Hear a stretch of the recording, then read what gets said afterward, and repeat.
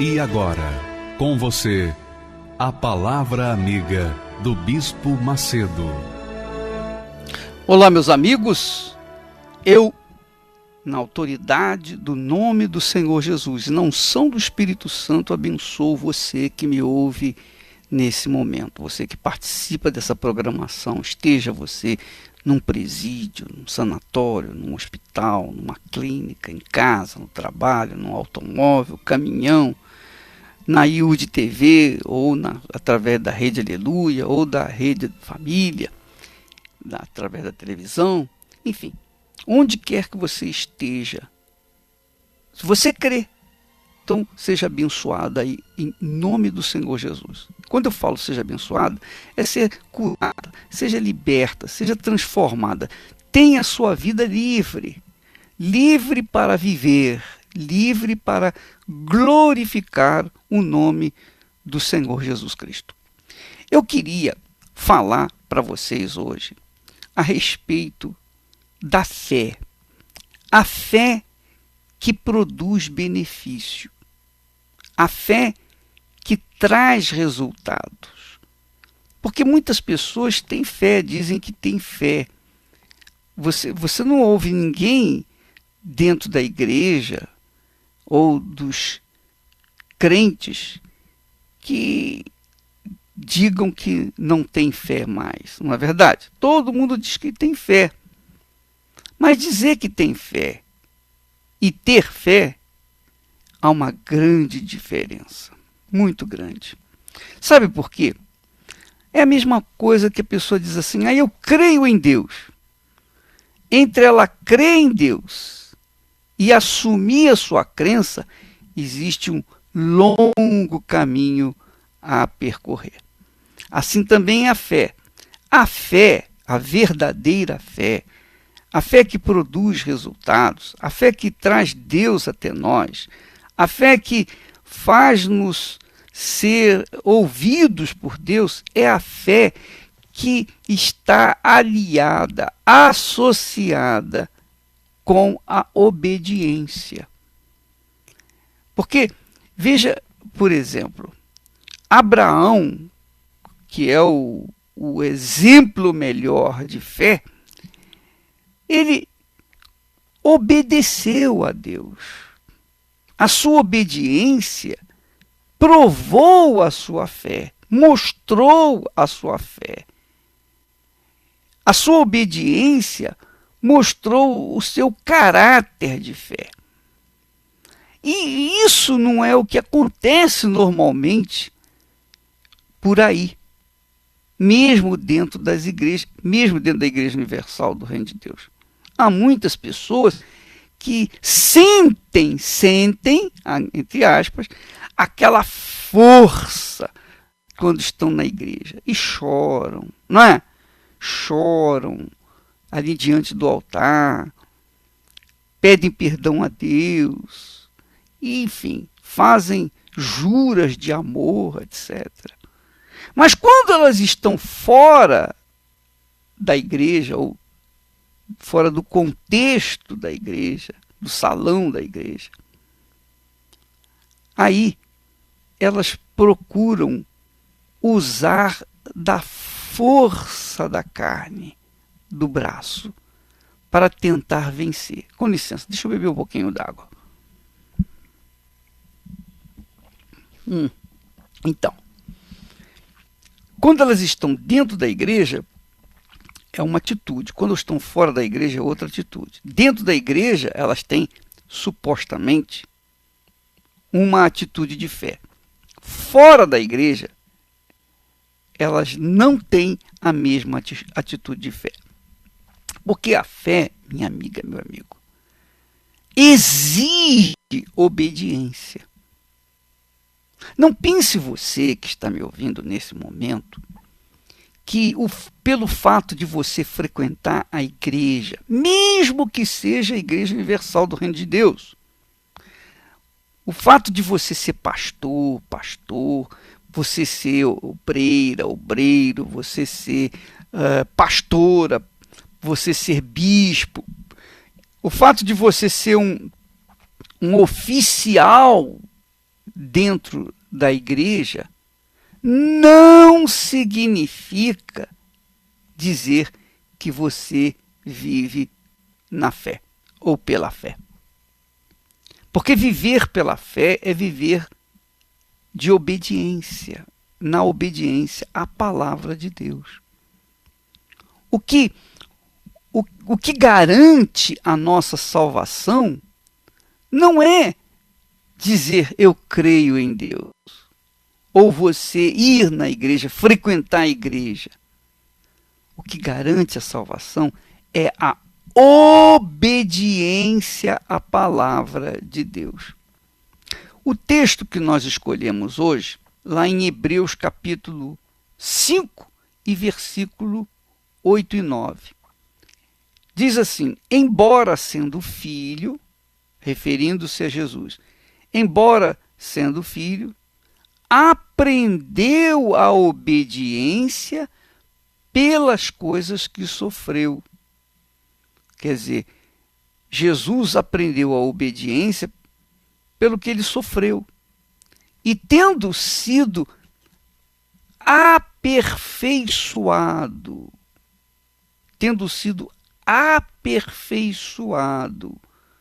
tornou-se o autor da salvação eterna. Autor da salvação eterna para todos os que lhe obedecem. Para todos os que lhe obedecem. Quer dizer, Jesus só é salvador daqueles que lhe obedecem. Quem não obedece, mesmo que sinta fé, mesmo que seja fiel nos dízimos, às vezes a pessoa é dizimista, às vezes ela é ofertante, e pensa que, por ser ofertante e dizimista, ela já está automaticamente salva. Não, minha amiga. Quando você devolve os dízimos, que aliás domingo agora nós estaremos consagrando os dizimistas e também as crianças que ainda não foram consagradas.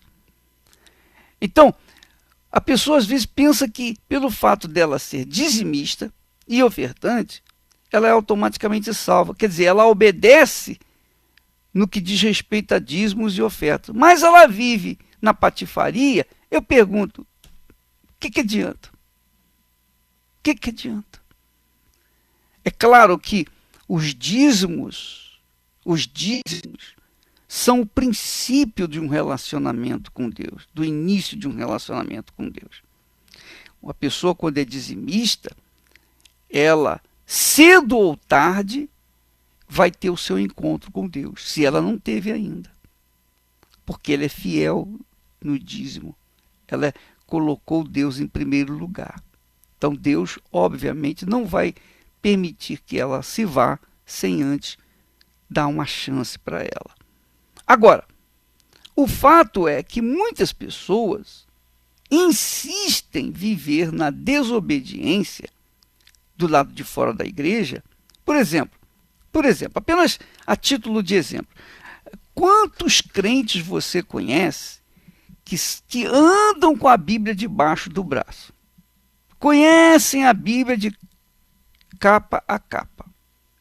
Fazem orações, fazem até jejuns, mas são maus pagadores.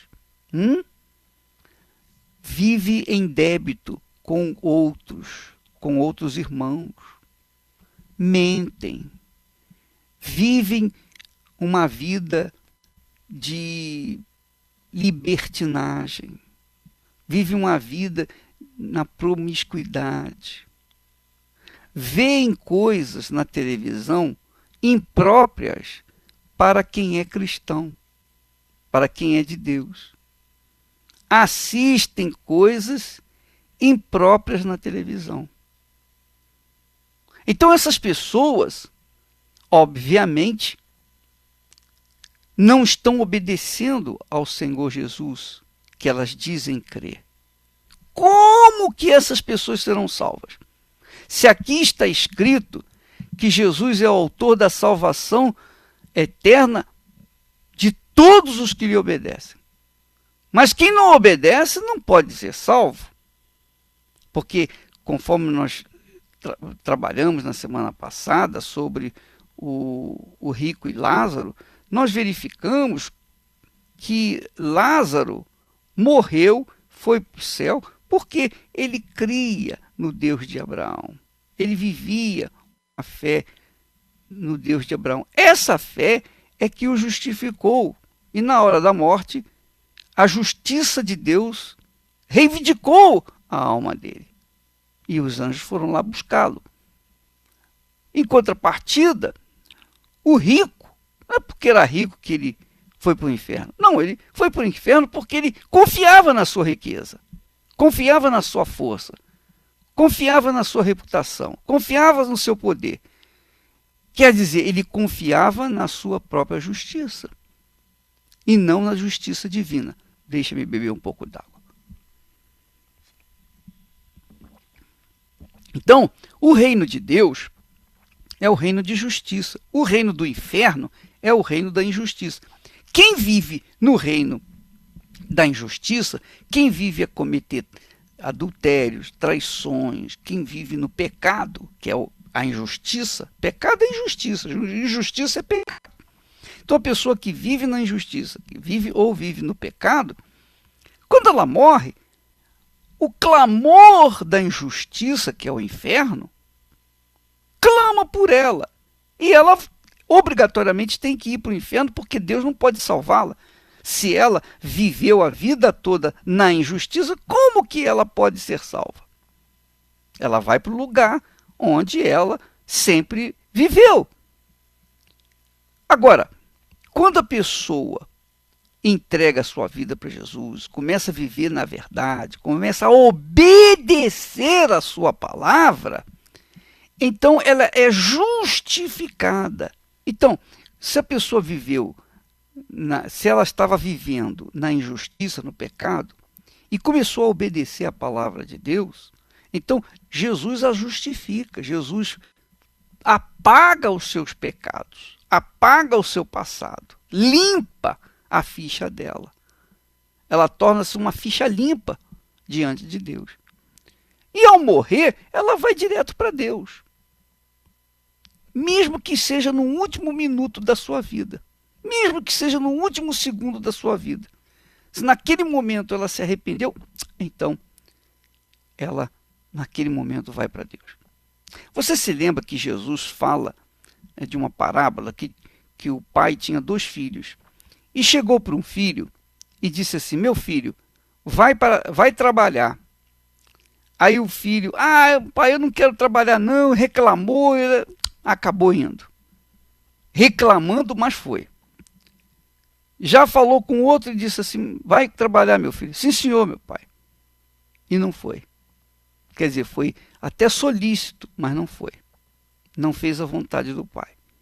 Qual é que fez a vontade do pai? Aquele que reclamou. Então, no reino de Deus, não é porque você pertence a uma igreja, ou é pastor, ou é obreira, ou é bispo, seja lá o que for, não é porque você é membro fiel, não é porque você está há 50 anos na igreja, que você vai ser salvo, não. Você vai ser salvo pela sua obediência, que é a sua fé. Que é a sua fé. Eu serei salvo não é porque eu sou ganhador de almas. Não é porque eu sou bispo. Não é porque eu fundei a Igreja Universal do Reino de Deus. Nada disso. Eu vou ser salvo não é porque eu estou há quase 50 anos caminhando com Jesus. Não. Eu serei salvo se permanecer obedecendo a palavra de Deus, que é a fé. Eu vivo de fé em fé, quer dizer, eu vivo de obediência em obediência. Se Jesus teve que obedecer e aprendeu pela sua obediência, imagine nós. Então, minha amiga, meu amigo, não confunda, não faça confusão com respeito à fé. A fé que funciona é a fé que está associada, ligada com a obediência. Se você tem fé, mas não obedece, a sua fé não vale de nada. Você está perdendo o seu tempo. Se você acha que não tem fé, mas obedece a palavra de Deus, então você tem fé. Essa é a fé que funciona. É por isso que lá o apóstolo Tiago diz: mostra-me a tua fé sem obras, que com as minhas obras mostrarei a minha fé.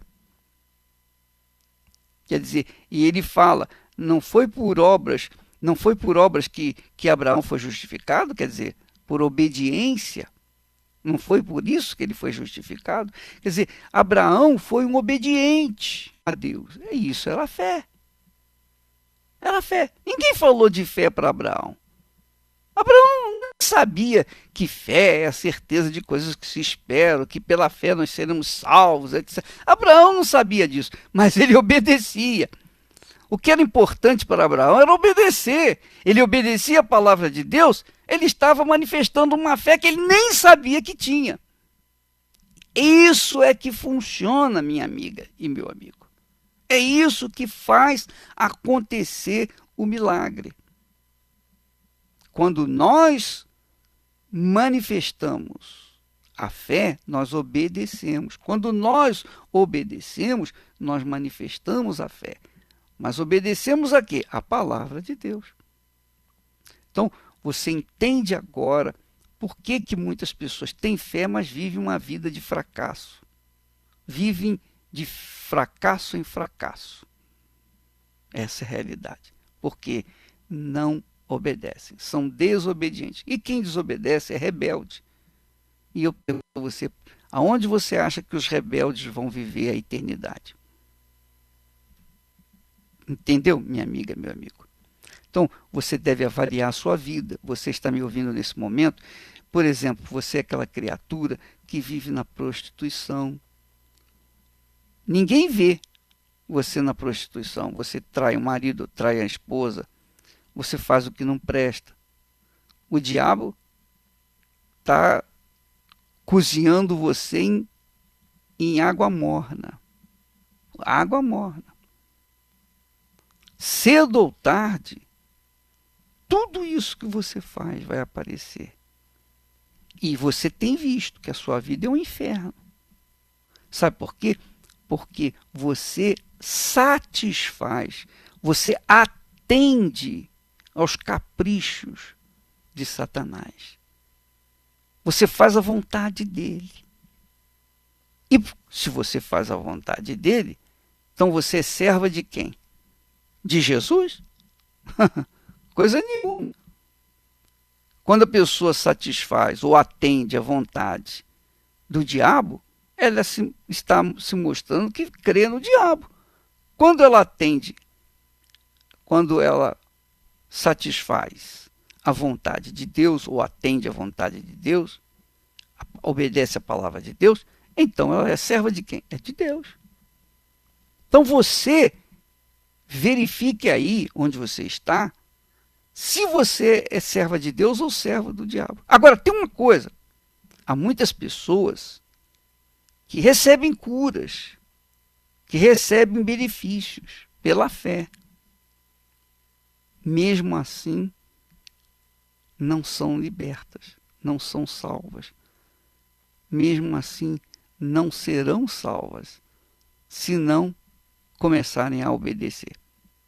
Então, nós falaremos sobre isso amanhã. Agora, nós vamos orar para você que quer mudar essa situação que está aí. Você quer mudar. Você quer deixar de ser desobediente. Você quer deixar de ser rebelde.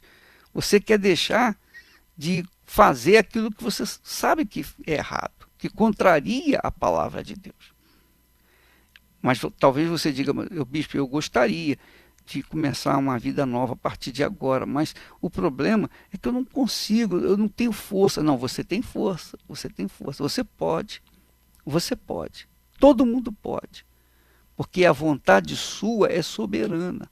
Nem o diabo, nem Deus podem impor a vontade dele a você. Tá bom? Vamos agora então fazer a oração. Você vai colocar as duas mãos no seu computador. As duas mãos no seu computador, vai colocar as duas mãos ou no seu rádio, no computador, no seu televisor. E vamos entrar na presença de Deus, que eu vou orar por você. Pai, eu vim aqui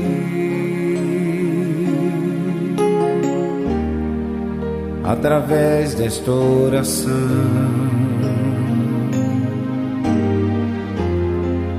ofereço ao Senhor este meu coração.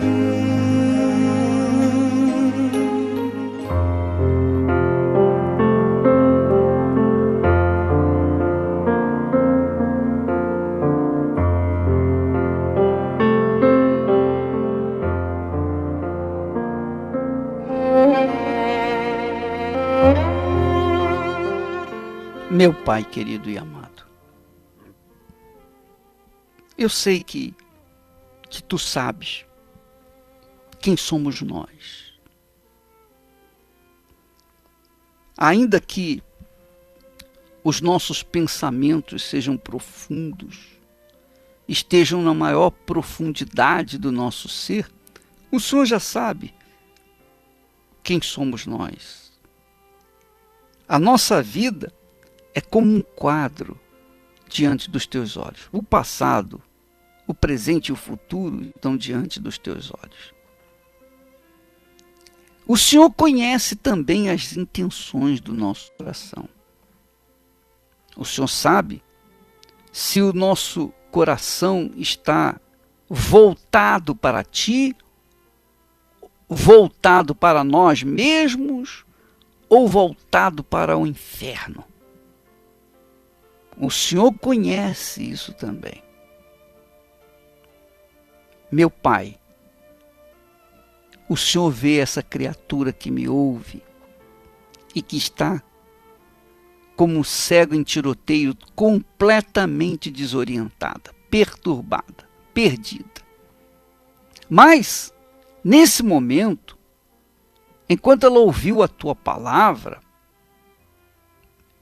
ela nasceu dentro dela, ardeu dentro do seu peito, um desejo forte de obedecer à Tua voz, meu Senhor.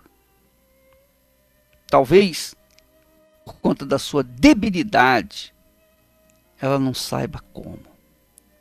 Mas o Senhor, que conhece a intenção do coração dela,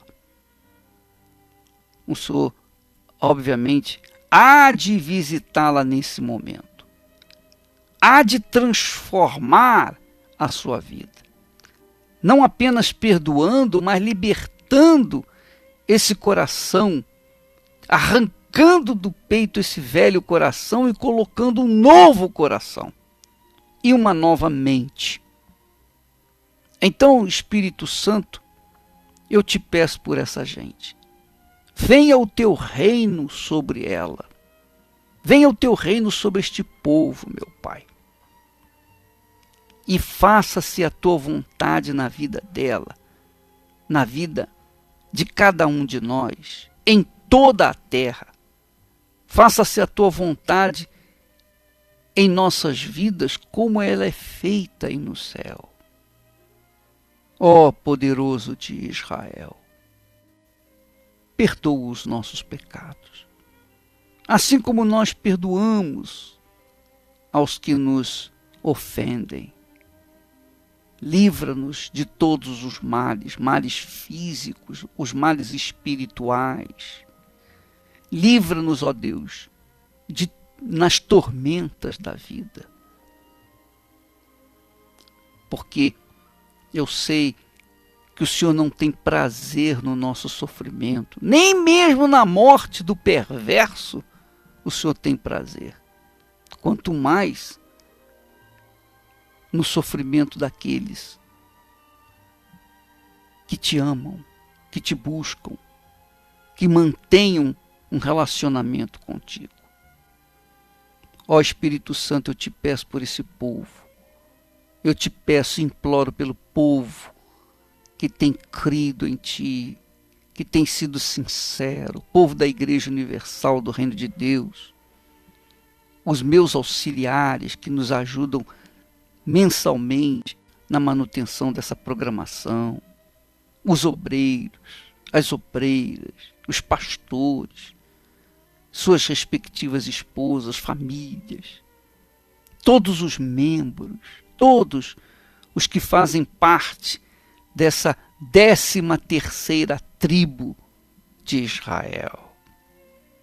Ó poderoso de Israel, eu te peço pelo teu povo, salva os nossos familiares, nossos entes queridos, estende a tua mão para libertar aqueles que têm estado conosco, mas ainda não foram revelados à fé. Eu peço, poderoso de Israel, faça agora mesmo levantar homens e mulheres nascidos de ti, Espírito Santo, para nos ajudar aqueles que querem te encontrar. Sim, envie homens e mulheres de fé para os campos de batalha, para a tua seara, porque os campos estão floridos, mas são poucos os trabalhadores. Eu te peço, Espírito Santo, supre as nossas necessidades, supre a necessidade do teu povo, da tua igreja, supre a necessidade dessa criatura, esse dizimista, esse ofertante, essa criatura que tem sido fiel, que tem sido leal, que tem sido correto na sua atitude de fé, que tem obedecido a tua palavra. Ó poderoso de Israel, cumpra-se a tua promessa na vida dos teus servos, porque nós te pedimos e te agradecemos, meu Pai, em o nome do Senhor Jesus. Sim, pelos méritos do teu Filho Jesus, o nosso Salvador, nós te pedimos e agradecemos, e todos os que creem digam amém, e graças a Deus. O homem que ouve a palavra de Deus é como aquele que sobre a rocha edificou. Caíram as chuvas e o rio transbordou, soprou o vento e enfureceu, mas ele firme sobre a rocha permaneceu.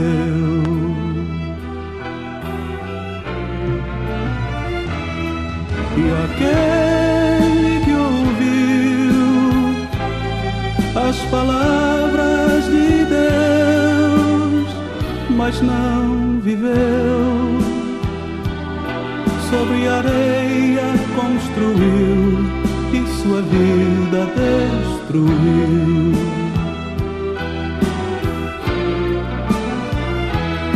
E aquele que ouviu as palavras de Deus, mas não viveu. Pois é, minha amiga, meu amigo ouvinte, você que tem estado conosco diariamente, através dessa programação que há anos nós vimos fazendo, saiba de uma coisa: Deus não tem prazer no seu fracasso.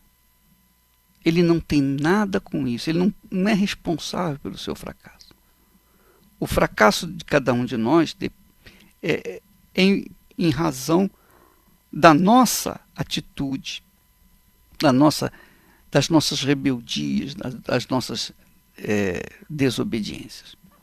Mas quando nós decidimos obedecer a palavra dele, então nós começamos a semear boa semente que vão trazer frutos no futuro. E é isso que nós esperamos, é isso que você tem que esperar, tá bom? Amanhã estaremos nesse horário por esta emissora. E Deus abençoe a todos e até lá em nome do Senhor Jesus.